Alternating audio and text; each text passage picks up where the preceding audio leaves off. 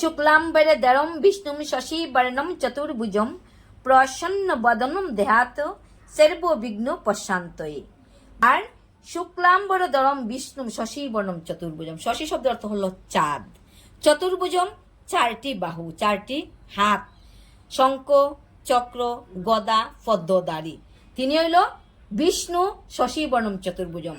যেমন চাঁদ উঠলে আকাশে, যখন চাঁদ উঠে পূর্ণ চাঁদ পৃথিবী আলোকিত হয়, ঠিক তদ্রূপ বিষ্ণু রূপটা সেই রকম, চার বাহুযুক্ত, এক হস্তে শঙ্খ চক্র গদা এবং পদ্ম। শ্রী বিষ্ণু কোন বর্ণের? শুক্ল বর্ণের। ভগবান বিষ্ণু গৌর বর্ণের না, ভগবান শ্যাম বর্ণের। তো ভগবানের রূপ বর্ণনা করা হইতেছে। প্রসন্ন বদনম দেয়াত সর্ববিঘ্ন প্রশান্তয়ে।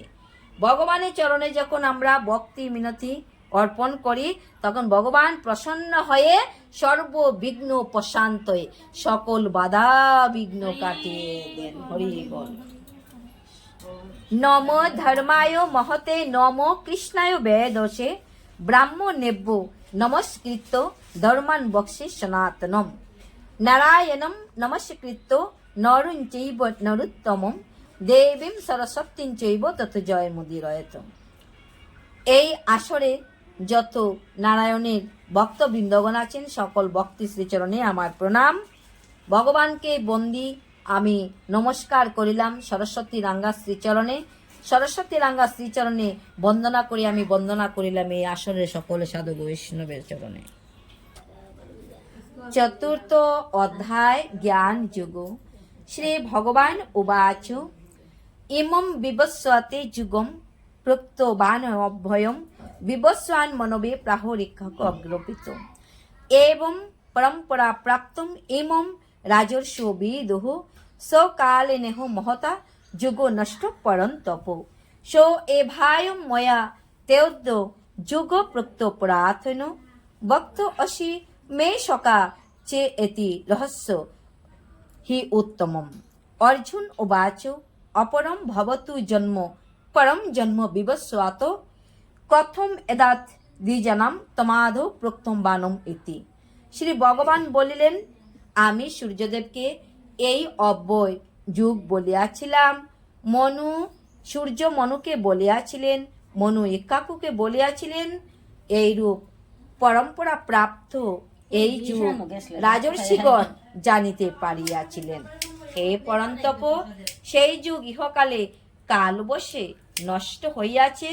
তুমি আমার ভক্ত অসকা, এজন্য আমি তোমার নিকট অদ্য সেই পুরাতন যুগ বলিলাম, যেহেতু ইহা উত্তম রহস্য। অর্জুন বলিলেন, আপনার জন্ম পরে এবং সূর্যের জন্ম বহু পূর্বে আপনি যে এই যুগ প্রথমে সূর্যকে বলিয়াছিলেন, ইহা আমি কি প্রকারে জানবো? হরি বল, হরি বল। কি প্রকারে জানবো? অর্জুন যদি জানতে না পারে তাহলে আমরা কি করে জানবো? অর্জুনই ভগবানের বলছেন যে হে কৃষ্ণ, হে সখা, আমি কি করে জানবো?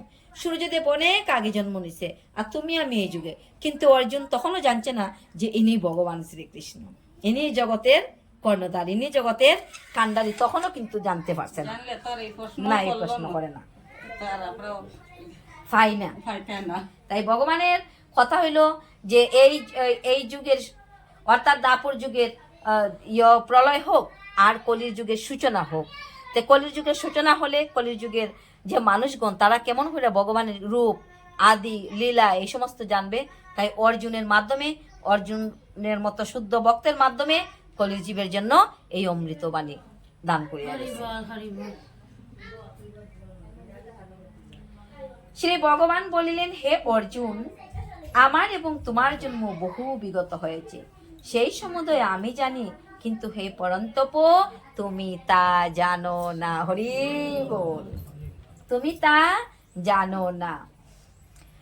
অজ অভয় আত্মা এবং প্রাণীগণের ঈশ্বর হইয়াও আমি স্বপ্রকৃতিতে অধিষ্ঠান করিয়া আত্মমায়ায় আবির্ভূত হইয়া থাকি। হে ভারত, যখন ধর্মের গ্লানি এবং অধর্মের বৃদ্ধি হয় তখন আমি আপনাকে প্রকাশ করি, অর্থাৎ আমি নিজেরে প্রকাশ করি। যখন ধর্মে ধীরে ধীরে লয় হইতে থাকে